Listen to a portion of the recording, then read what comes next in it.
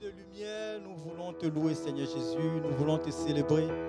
Ce matin, Seigneur, nous sommes heureux de nous tenir dans ta présence. Nous sommes heureux de te chanter. Nous sommes heureux de te louer parce que tu en es digne, Seigneur. Parce que toi seul es Dieu. Que ton nom soit béni en ce lieu. Que ton nom soit honoré en ce lieu. Que ton nom soit élevé en ce lieu. Saint-Esprit, merci encore pour ce que tu vas faire ce matin. De tout notre cœur, nous voulons te chanter. Sentons-nous libres ce matin de chanter notre Seigneur. Amen.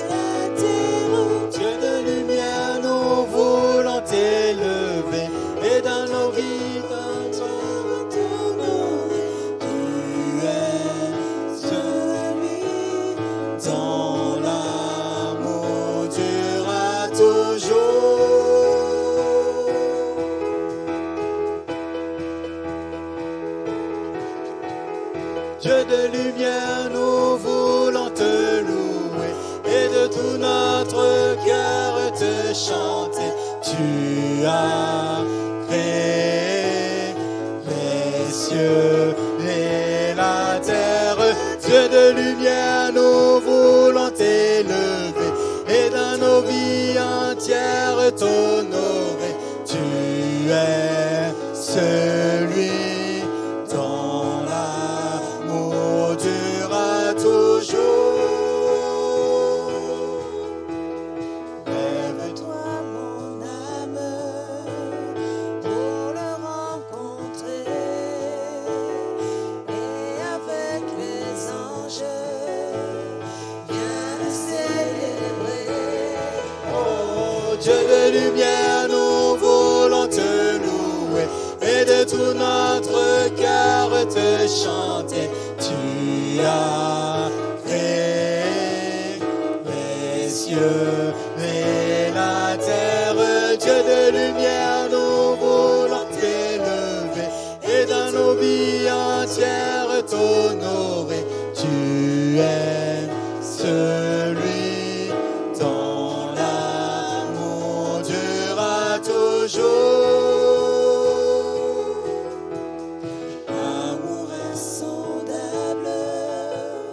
Patience infinie, grâce incomparable, qui nous rend la vie. Oh Dieu de lumière, nous voulons te louer et dans tout notre cœur te chanter. Tu as créé les cieux et la terre. Dieu de lumière, nous voulons t'élever et dans nos vies entières t'honorer. Tu es celui dont l'amour durera toujours. Amour insondable, amour insondable, patience infinie, grâce incomparable, qui nous rend la vie. Oh Dieu de lumière, nous voulons te louer et de tout notre cœur te chanter. Tu as créé les cieux et la terre. Dieu de lumière, nous voulons t'élever et dans nos vies entières t'honorer. Tu es celui dont l'amour durera toujours.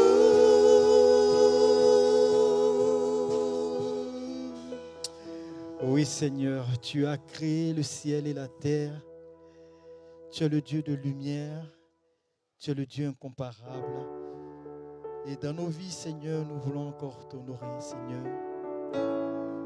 Tu es l'amour insondable qui dure à toujours. Cet amour, Seigneur, que tu nous as manifesté sur la croix de Calvaire. Oui, Seigneur, apprends-nous, enseigne-nous à marcher comme tu le désires, Seigneur. Conduis-nous sur le chemin que tu as tracé pour chacun d'entre nous. Guide-nous par ton Saint-Esprit. Garde-nous, Seigneur, dans tes voies. Oui, Seigneur, ce matin encore, nous venons dans ta présence. Toi, le Dieu de l'univers, nous venons, Seigneur, chercher ton cœur. Nous voulons trouver ta volonté, Seigneur, pour chacune de nos vies. Que ton nom soit glorifié dans nos vies, que ton nom soit honoré. Que ton nom soit béni, Seigneur Jésus. Gloire à toi.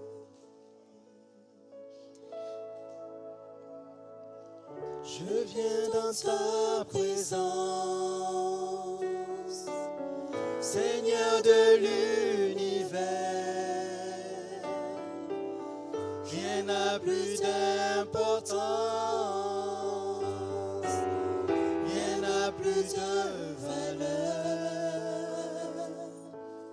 Je viens chercher ton cœur,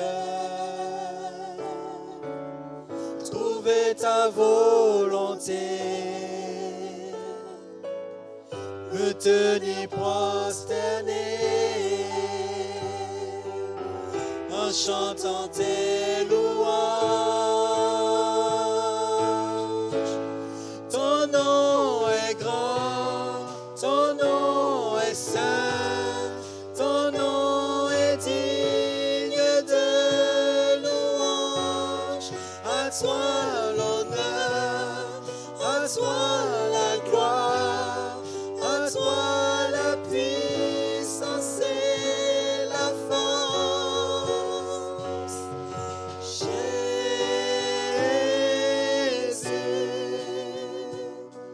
agneau de Dieu.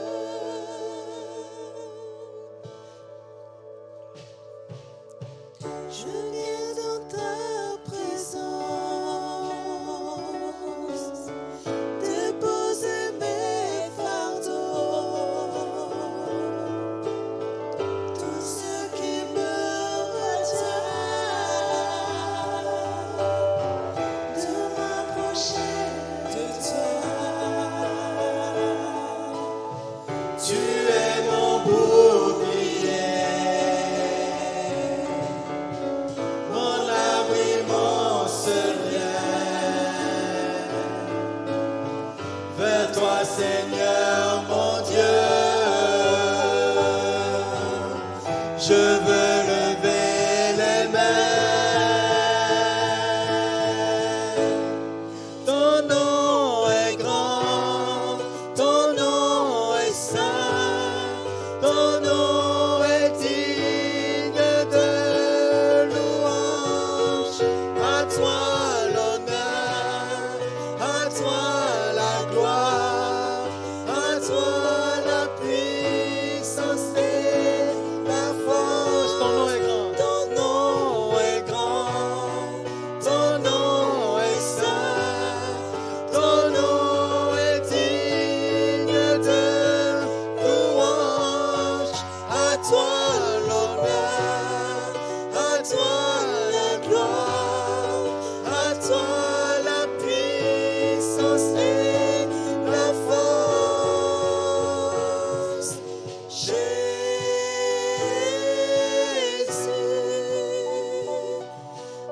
agneau de Dieu. Skori bara shakara bara bara bara. Skori baraka sakara bara bara sori bara shara bara bara bara. Skiri biri biri sori baraka sakara bara bara. Gloire à toi, Seigneur Jésus, agneau de Dieu, Fils de Dieu. Oui, que ton nom soit élevé, Seigneur. Ton nom est saint, ton nom est grand. Ton nom est pur, Seigneur, ton nom est puissant. Gloire à toi, Seigneur Jésus, que ton nom soit honoré ce matin. Nous voulons élever ton nom, Seigneur. Car ton nom est celui que Dieu t'a donné, Seigneur, le Seigneur Jésus-Christ, le Fils de Dieu, soit élevé.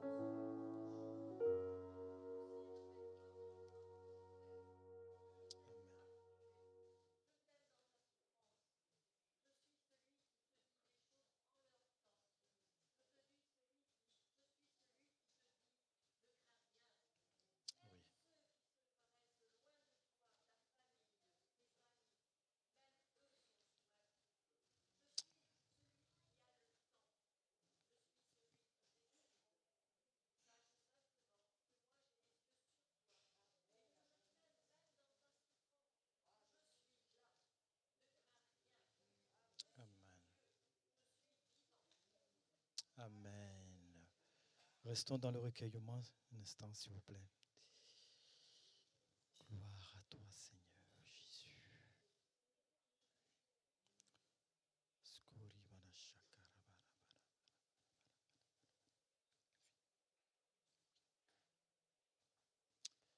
Seigneur nous parle ce matin. Il est vivant. Le Seigneur au-dessus de toutes choses. Il est le maître des temps et des circonstances. Il dirige toutes choses, même notre respiration. La Bible dit que c'est le Seigneur même qui donne même la force à la graine de germer. Il est au contrôle de toutes choses. Il sait toutes choses. Il est au-dessus de ton problème, mon frère. Il est au-dessus de ton problème, ma soeur. La question est qui c'est que tu vas regarder, ton problème ou ton Seigneur? Ton problème ou ton Seigneur? Le Seigneur a tout créé par sa parole. Il dit et la chose arrive. Il ordonne et elle s'exécute.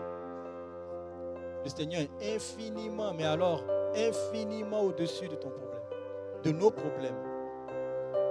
Il suffit pour lui d'une seule parole et tout s'arrête là. Tout s'arrête. Mais des fois, le Seigneur aussi choisit de nous accompagner dans le problème plutôt que de le résoudre, pour qu'on apprenne à le connaître aussi. Pour nous témoigner aussi son amour et sa présence. Le plus important, c'est la présence du Seigneur. Le plus important, c'est notre relation avec lui.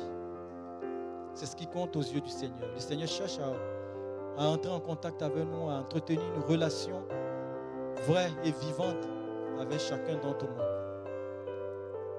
C'est vrai, le Seigneur n'aime pas le péché, mais il aime le pécheur. Nous ne pouvons rien cacher au Seigneur. Nous ne pouvons pas l'impressionner. Venons à lui tel que nous sommes. Seigneur, voici. Il y a tel problème, il y a tel problème, il y a tel problème dans ma vie. J'ai tel lien, j'ai tel lien, j'ai tel lien dans ma vie. J'ai tel péché. Je te demande pardon. Aide-moi, Seigneur. Je viens à toi. Tout simplement, d'un cœur sincère et vrai. Et vous verrez si le Seigneur n'est pas vivant, s'il n'agit pas. Amen. Quand je sens de l'univers, les astres que tu as créés, les océans, les mers, tout me révèle ta majesté. Alors mon âme veut s'écrier de tout mon cœur. Je veux chanter, oh Dieu, tu es infiniment grand, éternel puissant, roi majestueux. Tu es infiniment grand, éternel puissant, roi majestueux.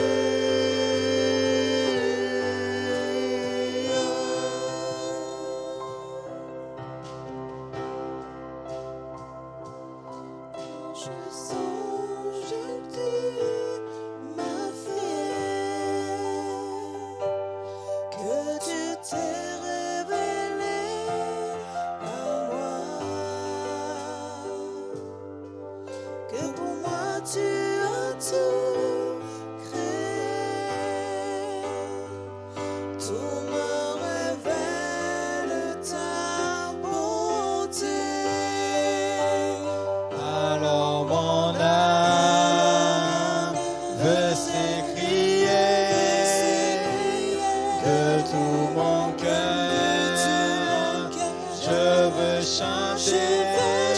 Alors mon âme veut s'écrier de tout mon cœur.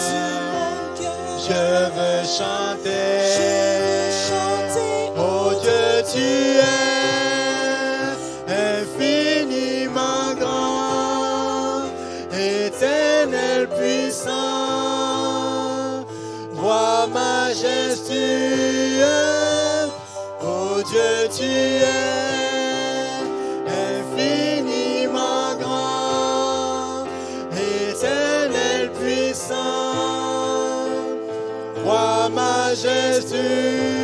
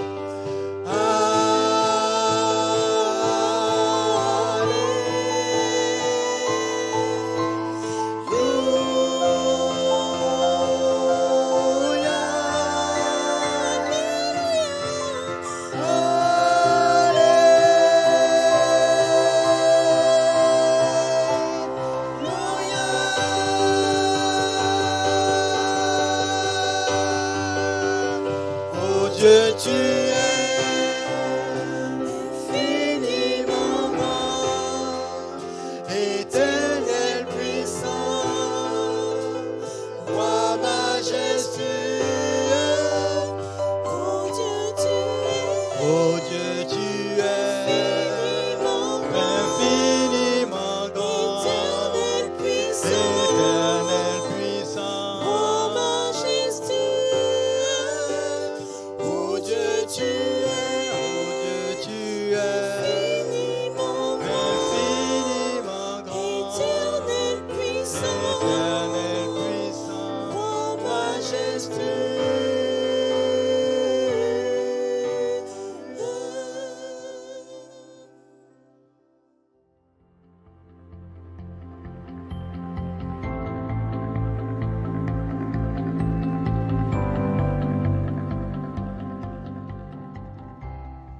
Bienvenue à tous. J'aimerais parler sur l'épreuve de la foi. Dans Romains chapitre 4 au verset 13, il est écrit « En effet, ce n'est pas la loi que l'héritage du monde a été promis à Abraham ou à sa postérité, c'est par la justice de la foi. Car si les héritiers le sont par la loi, la foi est vaine et la promesse est annulée. Car la loi produit la colère, et là où il n'y a point de loi, il n'y a point non plus de transgression. C'est pourquoi les héritiers le sont par la foi, pour que ce soit par grâce, afin que la promesse soit aussi assurée à toute la postérité, non seulement à celle qui est sous la loi, mais aussi à celle qui a la foi d'Abraham, notre Père à tous, selon qu'il est écrit, « Je t'ai établi Père d'un grand nombre de nations ». Il est notre Père devant celui auquel il a cru, Dieu qui donne la vie aux morts et qui appelle les choses qui ne sont point comme si elles étaient. Espérant contre toute espérance, il crut et devint ainsi le Père d'un grand nombre de nations, selon ce qui lui avait été dit, « Telle sera ta postérité ». Et sans faiblir dans la foi, il ne considéra point que son corps était déjà usé, puisqu'il avait près de 100 ans, et que Sarah n'était pas en état d'avoir des enfants. Il ne douta point par incrédulité au sujet de la promesse de Dieu, mais il fut fortifié par la foi, donnant gloire à Dieu et ayant la pleine conviction que ce qu'il promet, il peut aussi l'accomplir. C'est pourquoi cela lui fut imputé à justice. Mais ce n'est pas à cause de lui seul qu'il est écrit que cela lui fut imputé, c'est encore à cause de nous, à qui cela sera imputé, à nous qui croyons en celui qui a ressuscité des morts, Jésus, notre Seigneur, et qui a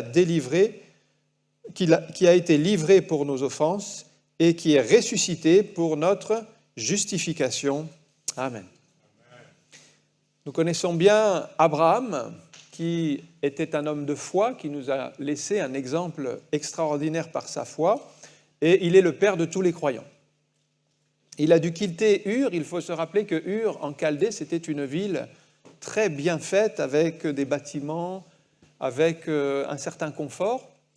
Et Dieu l'a appelé à quitter son confort pour aller vers un pays qu'il ne connaissait pas, mais il a dû habiter sous des tentes. Alors, quand on a connu l'avantage d'habiter dans des maisons ou dans des appartements, c'est quand même beaucoup plus confortable que de devoir monter une tente, habiter dessous, et puis le lendemain déménager, aller replanter sa tente ailleurs, et tout cela pendant des années. Il a donc quitté sa vie de sédentaire pour devenir nomade. Et puis surtout, il a dû obéir à Dieu sans savoir où il allait exactement, puisque la Bible dit qu'il est parti sans savoir où il allait. Il devait suivre la voie de Dieu qui l'emmenait dans ce pays de Canaan. Et puis il a dû croire une promesse incroyable qu'il allait avoir une descendance très nombreuse alors qu'il avait déjà 75 ans et que sa femme était stérile. Donc sa vie est un exemple de persévérance dans la foi. Mais vous remarquerez que notre foi est éprouvée dans le temps. Oui, il avait une belle promesse de Dieu, Dieu lui a parlé, Dieu s'est révélé à lui, mais il a dû entretenir cette promesse pendant 25 ans avant de voir la réalisation. J'ai dit qu'il avait 75 ans quand Dieu lui a parlé. C'était à Ur en Chaldée. Il a écouté la voix de Dieu, il a cru la promesse, mais il a persévéré dans la foi jusqu'à l'accomplissement qui s'est produit lorsqu'il avait 100 ans. Donc 25 ans de persévérance, 25 ans d'attente, 25 ans de foi, sans voir la réalisation de la promesse de Dieu. Alors peut-être c'est votre cas ce matin, vous êtes dans cette attente, dans cette phase où il y a des promesses qui sont là dans votre cœur, mais vous ne les voyez pas s'accomplir encore aujourd'hui. Eh bien, nous devons, pendant cette phase d'attente, persévérer dans la foi. Peut-être vous dites, c'est trop long, je ne vois rien. Ou alors, la tentation, c'est de dire, je n'ai certainement pas bien compris la volonté de Dieu. Peut-être ce qu'Abraham a pu penser pendant ces 25 ans, c'est de se dire, est-ce que c'est vraiment Dieu qui m'a parlé? Est-ce que c'est vraiment possible? Et si c'était vrai, finalement, pourquoi Dieu ne l'a pas déjà fait? Et toutes ces pensées peuvent se heurter dans notre esprit, mais Abraham a choisi de conserver dans son cœur les promesses de Dieu plutôt que de laisser ses pensées l'égarer, même si à certains moments, il a flanché, à chaque fois il revenait au Seigneur. Donc les raisonnements que nous avons sont assez utiles dans la vie de tous les jours parce que si nous ne raisonnons pas, nous ne faisons rien. Donc nos raisonnements peuvent être utiles pour faire des choses dans ce monde matériel, mais même si notre logique fonctionne bien dans ce monde matériel, qui va nous permettre d'avancer, de faire des projets, cette même logique peut devenir un handicap dans la vie spirituelle. Parce que si Abraham réfléchissait avec sa logique, il n'aurait pas cru les promesses de Dieu. Donc il faut, à un moment donné, adopter une autre logique qu'on appellera la logique de la foi. C'est une autre logique. Il y a la logique pour les choses de la terre et il y a les logiques pour les choses de la foi. Et quand on est dans le Seigneur, nous devons apprendre la logique de la foi qui est autre que notre logique terrestre. Et la particularité d'Abraham, c'est d'avoir su conserver les promesses de Dieu dans la durée, malgré les années qui passent. Parce qu'il ne suffit pas de bien commencer, il faut persévérer aussi. Et il a entretenu la foi. J'ai pensé à Ecclésiaste, chapitre 7, verset 8, qui dit ceci. « Mieux vaut la fin d'une chose que son commencement. Mieux vaut un esprit patient qu'un esprit hautain. » La fin d'une chose, parce qu'il nous faut persévérer jusqu'à la fin et ne pas s'emballer tout d'un coup et puis après tout lâcher parce qu'on ne voit pas la chose s'accomplir. Non, il vaut mieux la fin et il vaut mieux persévérer jusqu'à ce qu'on voit la réalisation. Le premier point que je voulais partager avec vous ici dans ce passage, c'est d'abord espérer dans l'obscurité au verset 18. Espérant contre toute espérance, il crut et devint ainsi le père d'un grand nombre de nations. C'est-à-dire qu'Abraham a espéré malgré qu'il n'y avait plus d'espoir. Et à un moment donné, nous serons éprouvés dans la foi à continuer à espérer alors que tout est bloqué. La version Semeur traduit « alors que tout lui interdisait d'espérer encore ». Ou la parole vivante dit ceci « là où toute espérance paraissait insensée ». Voilà le type de foi que nous devons développer, et c'est pour ça que je parle de logique de la foi. Nous ne sommes pas dans la logique humaine. Humainement, on aurait toutes les raisons d'abandonner, mais alors que tout interdit d'espérer, nous continuons à croire parce que nous avons une autre espérance, une autre logique qui n'est pas fondée sur les choses de la terre. Au moment où tout est contre nous, au moment où tout nous ferait abandonner, eh bien nous choisissons de continuer à croire. Et nous devons croire quand bien même tout nous dit le contraire, et c'est ce que la parole de Dieu nous enseigne, c'est que Dieu agit même dans l'obscurité. Par exemple, Jésus, un jour, a éprouvé ses disciples dans la foi. Alors, sachez que nous sommes des disciples du Seigneur, et nous serons un jour aussi éprouvés dans la foi. Alors, il a obligé les disciples à monter dans la barque et à passer de l'autre côté pendant que lui renverrait la foule. Déjà, on se rend compte que Jésus est capable de nous obliger à faire quelque chose qu'on n'a pas envie de faire. Parce que les disciples avaient peut-être envie de rester avec le Seigneur. Il y avait eu le miracle des 5 pains multipliés avec les 2 poissons, les foules nourries. Donc ils étaient bien, ils étaient assez encouragés. Ils auraient bien aimé rester, profiter de la situation. Mais Jésus les a obligés à passer de l'autre côté de la rive. Ils n'avaient pas forcément envie, mais ils l'ont fait quand même. Et quand on est des disciples, on n'a pas forcément envie, mais on le fait quand même parce qu'on le fait pour le Seigneur. Mais quand on fait quelque chose pour le Seigneur, on s'attend au moins à ce que la chose se passe bien.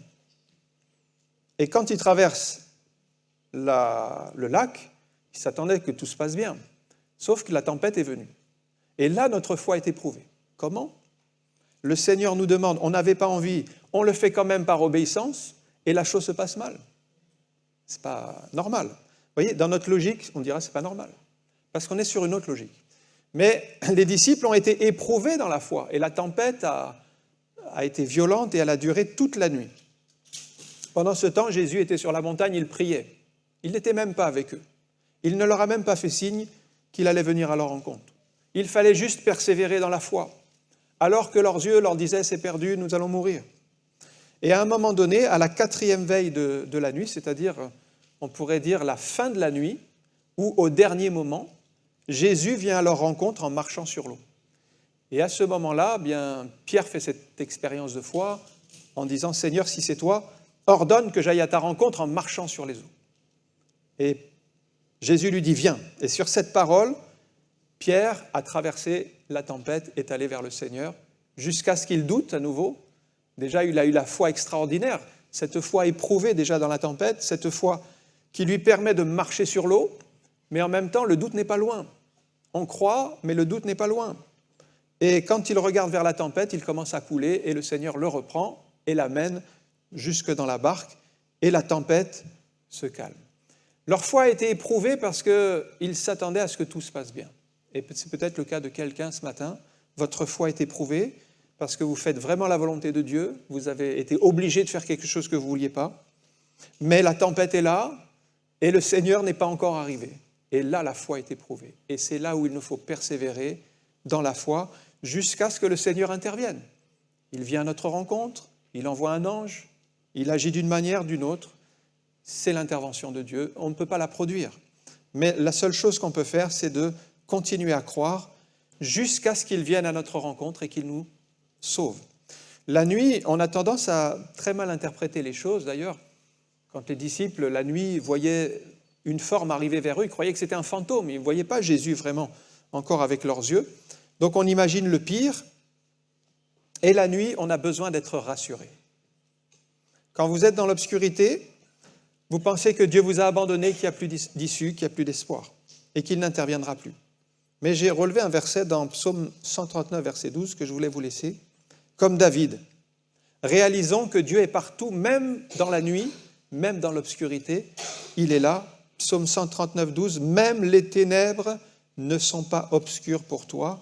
La nuit brille comme le jour, les ténèbres comme la lumière. Voilà, notre Dieu est là, il ne nous a pas abandonnés dans la nuit, dans l'obscurité.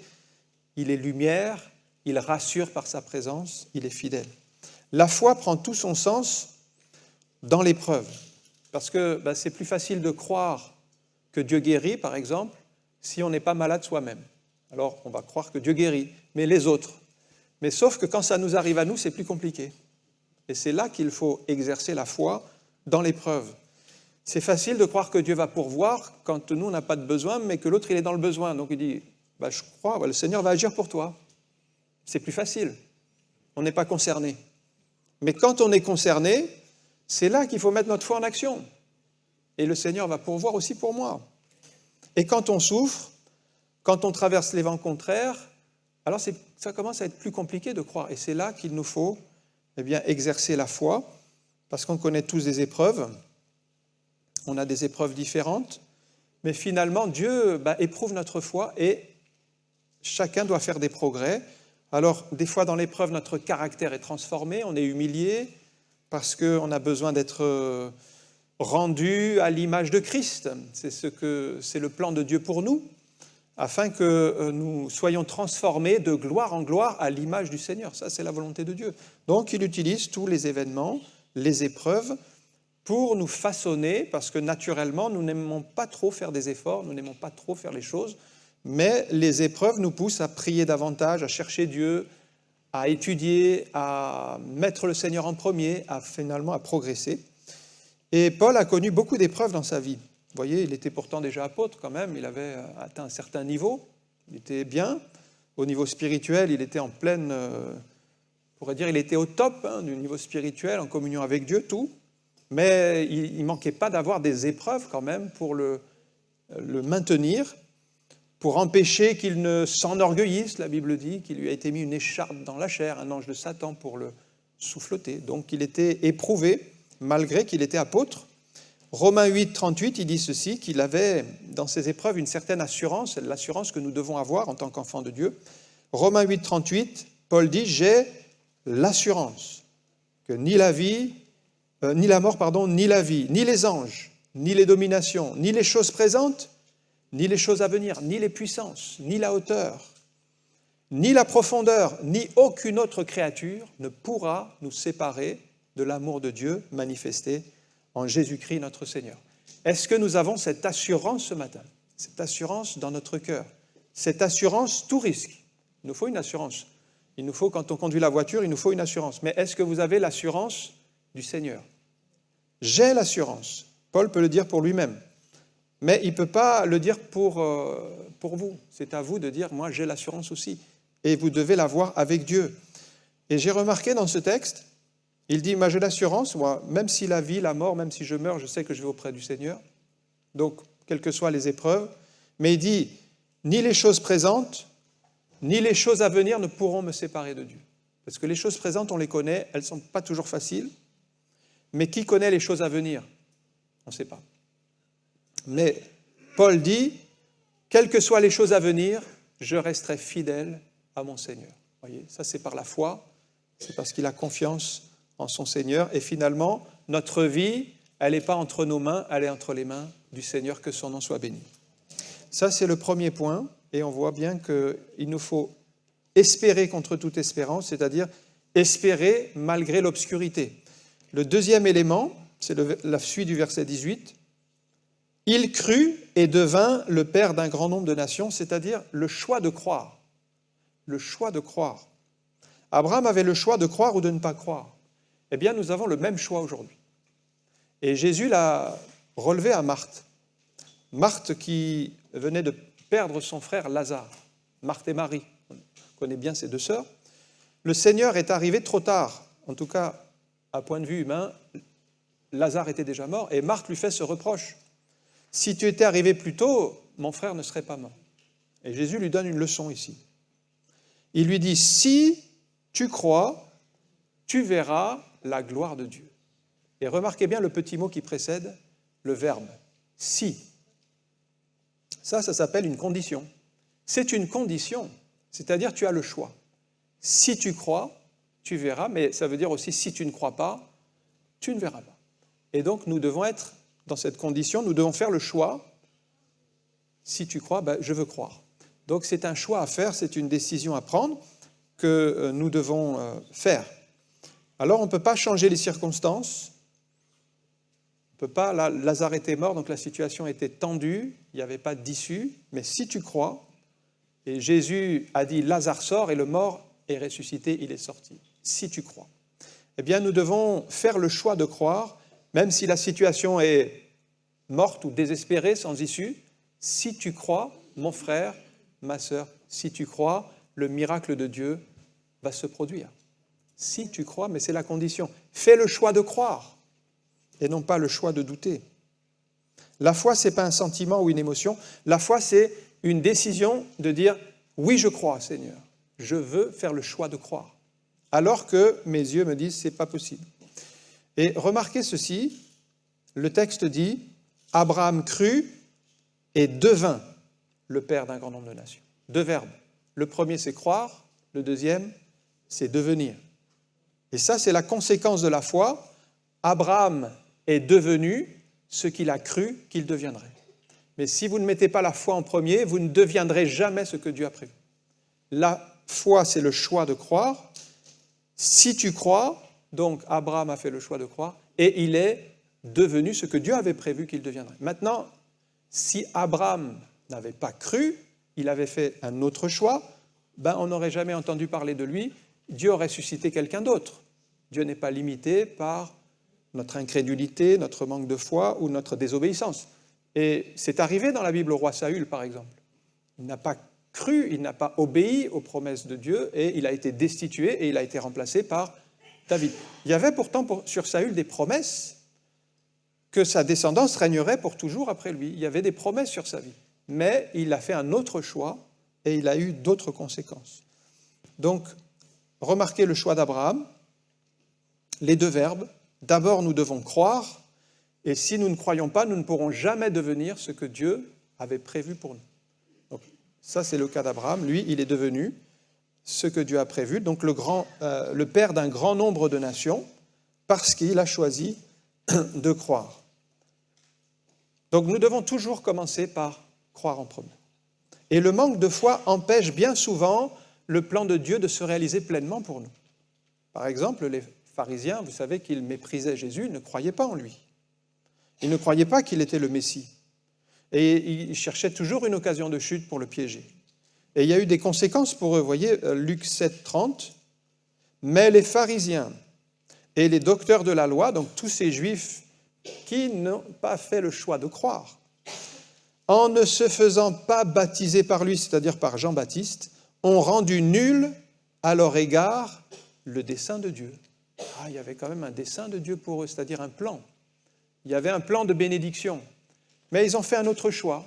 Ils ont choisi de ne pas croire, de ne pas obéir. Eh bien, ils ont annulé, en quelque sorte, par leur désobéissance, la bénédiction de Dieu qui était prévue pour eux. Dieu a un dessein pour chacun de nous. Mais si, vous voyez la condition, si vous croyez, ce dessein s'accomplit, mais si vous ne croyez pas, mais Dieu fait autrement. On peut rendre même nul le dessein de Dieu à notre égard.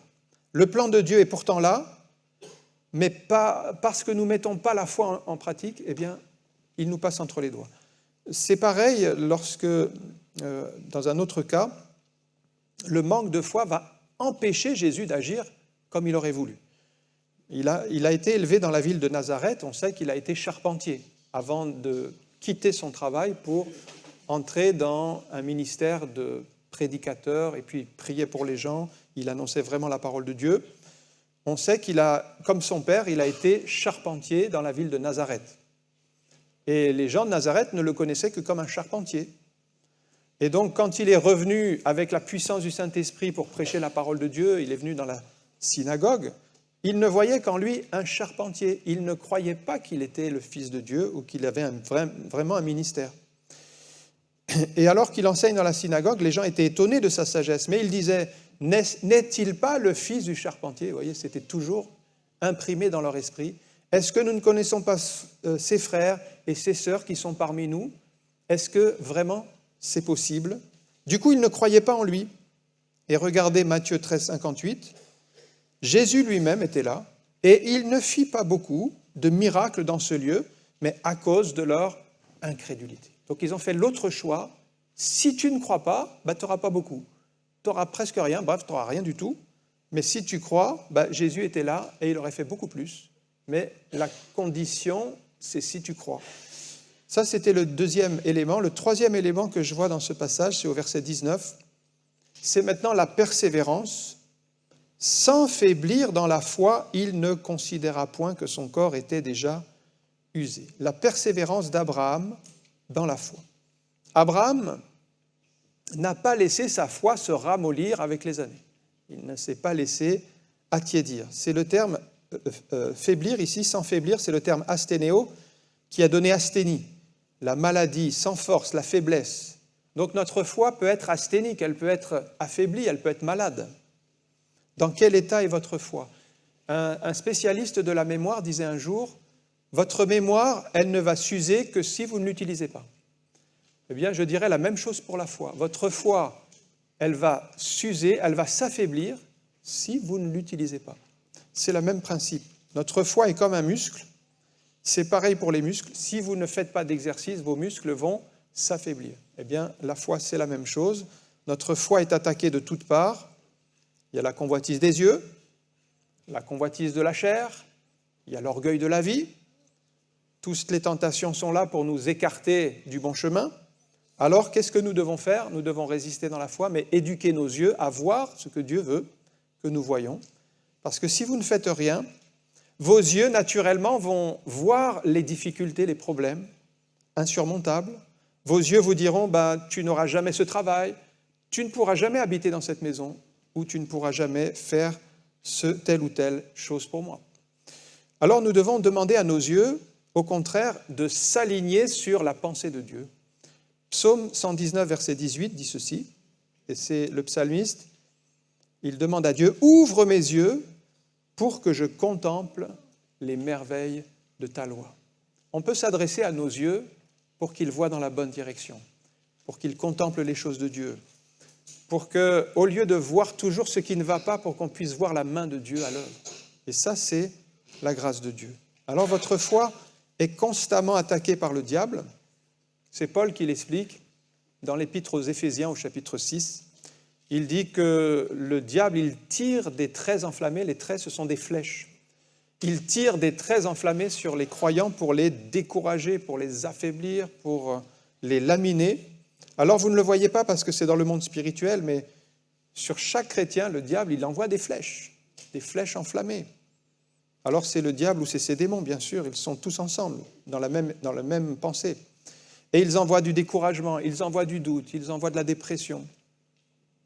Alors, comment est-ce qu'on peut faire, nous, chrétiens, avec tous ces traits qui nous arrivent dessus ? Eh bien, Paul dit, vous avez un bouclier, et ça s'appelle le bouclier de la foi. Prenez le bouclier de la foi. Et il sert à éteindre les flèches enflammées du malin. Si vous n'avez pas ce bouclier, eh bien ce sont toutes ces pensées de souffrance, de difficulté, de découragement, de doute qui vont s'infiltrer dans votre cœur. Utilisez le bouclier de la foi, s'il est puissant pour contrecarrer tous les agissements du diable. Regardez 1 Pierre 5,8, c'est confirmé aussi par l'apôtre Pierre. « Soyez sobres, veillez ». Ça s'adresse à des chrétiens. Ils sont pourtant enfants de Dieu, ils sont sauvés. Mais votre adversaire, le diable, rôde comme un lion rugissant, cherchant qui il dévorera. Donc lui, s'il peut dévorer un chrétien, il va le faire. Résistez-lui comment? Avec une foi ferme. On retrouve le bouclier de la foi. Si vous n'avez pas ce bouclier de la foi, comment allez-vous résister au malin? Il tire des traits enflammés, il est comme un lion rugissant, il chercherait bien à récupérer les chrétiens pour les amener dans son camp. Résistez-lui avec une foi ferme, sachant que les mêmes souffrances sont imposées à vos frères dans le monde, parce que tout le monde est attaqué, tout le monde est éprouvé, parce que l'ennemi, il agit partout. Donc, résistez-lui, eh bien, Pierre met en avant, voyez, votre arme suprême, c'est la foi, croyez en Dieu, vous êtes protégés, vous êtes dans sa main, faites-lui confiance, mais exercez la foi. Plusieurs croyants ont persévéré dans la foi, malgré l'obscurité totale, et pour nous, ce sont des modèles à suivre. Job a eu une série d'épreuves importantes dans sa vie, dans son corps même. Il a été malade, il a perdu ses enfants, il a perdu ses biens matériels. Il a été éprouvé dans la foi, il a tout perdu.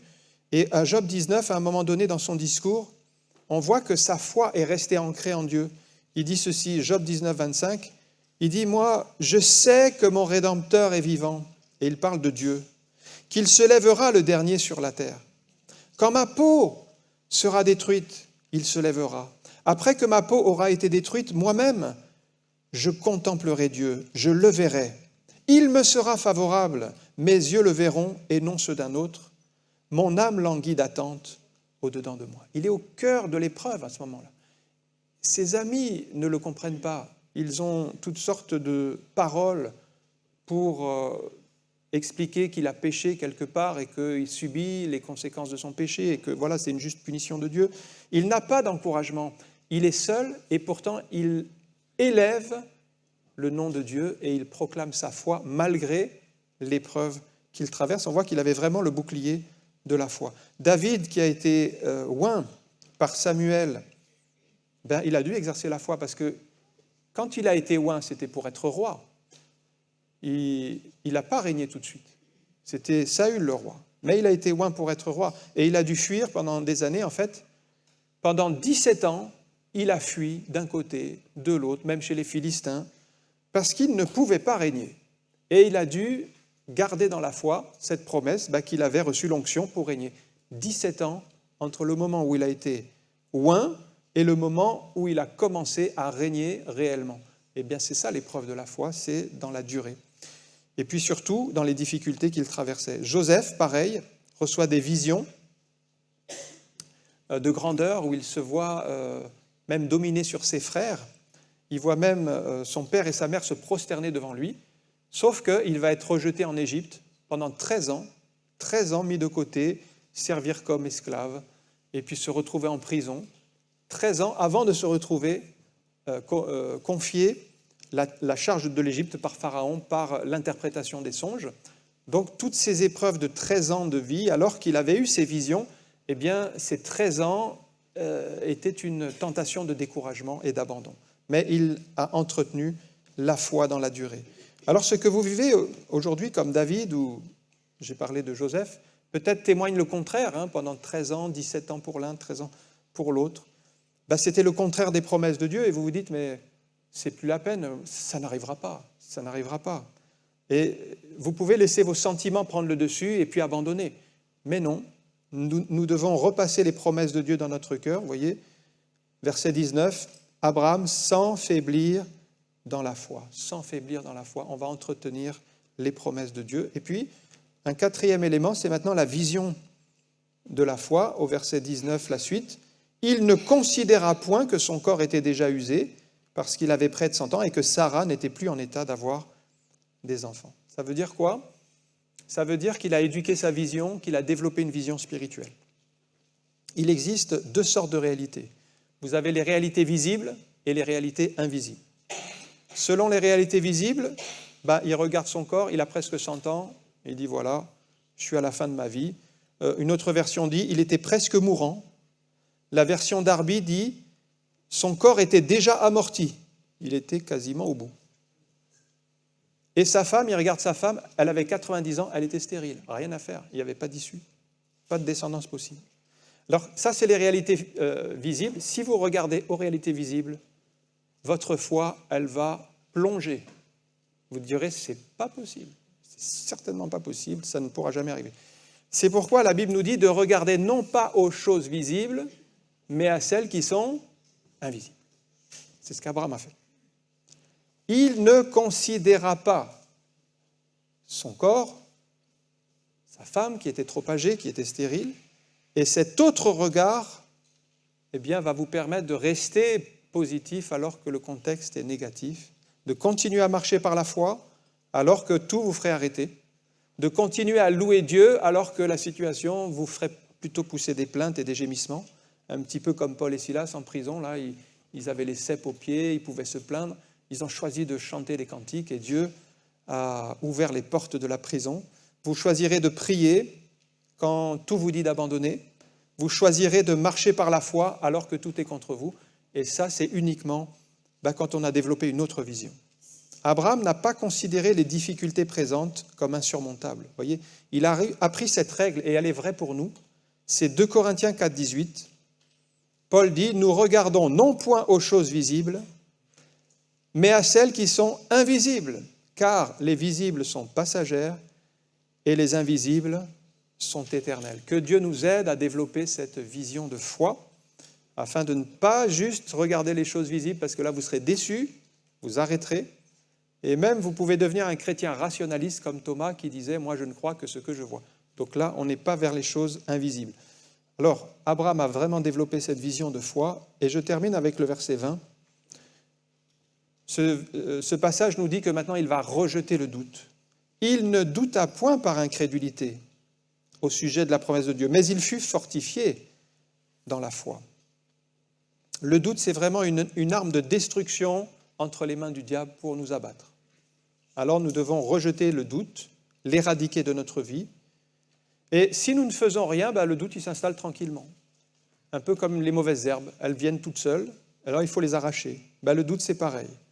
Et Jésus savait bien que l'incrédulité c'était tellement nocif. C'est pourquoi quand il y avait un temps de prière particulier, il s'entourait de personnes de foi. Par exemple, lorsque la fille de Jaïrus est morte, à un moment donné elle était très malade, alors les serviteurs ont envoyé vers Jésus, les serviteurs sont allés vers Jésus pour le faire venir chez Jaïrus, mais il a pris tellement de temps avec la femme à la perte de sang que la fille est morte entre-temps. Et les paroles des gens, c'était la réalité visible, on regarde vers les choses visibles, ta fille est morte, donc on ne peut plus rien faire, ta fille est morte, n'importune plus le maître. Mais la Bible dit que Jésus, sans tenir compte de ces paroles, et c'est là où nous devons développer une autre vision, un autre regard, il dit, ne crains point, mais crois seulement. Il met la foi en avant. Donc Jésus arrive dans la maison, et lorsqu'il arrive, il dit, l'enfant n'est pas morte, elle dort. Mais là, les gens, ils ne croient pas, ils se moquent de lui, et il y a un climat d'incrédulité qui est là. Alors qu'est-ce que fait Jésus? Il fait sortir tout le monde de cette pièce, et il prend avec lui Pierre, Jacques et Jean, 3 personnes de foi. Il prend les parents avec lui, le père et la mère, ils sont donc dans la chambre, et là, ils vont prier pour l'enfant. C'est-à-dire que c'est comme s'ils ont mis l'incrédulité dehors. Il ne douta point par incrédulité, donc il fait sortir l'incrédulité, et il s'entoure de la foi, un climat de foi. Il y avait donc un climat d'incrédulité quand il est arrivé, mais Jésus voulait un climat de foi. Eh bien, c'est la même chose pour nous. Nous devons nous entourer de frères et de sœurs qui sont dans la foi pour prier avec nous dans les combats, dans les moments difficiles. Et là, Jésus a dit à la jeune fille, Talitha Koumi, en français, ça veut dire « Jeune fille, lève-toi, je te le dis ». Et le miracle s'est produit. Climat de foi, le miracle, la bénédiction. Abraham a été fortifié par la foi.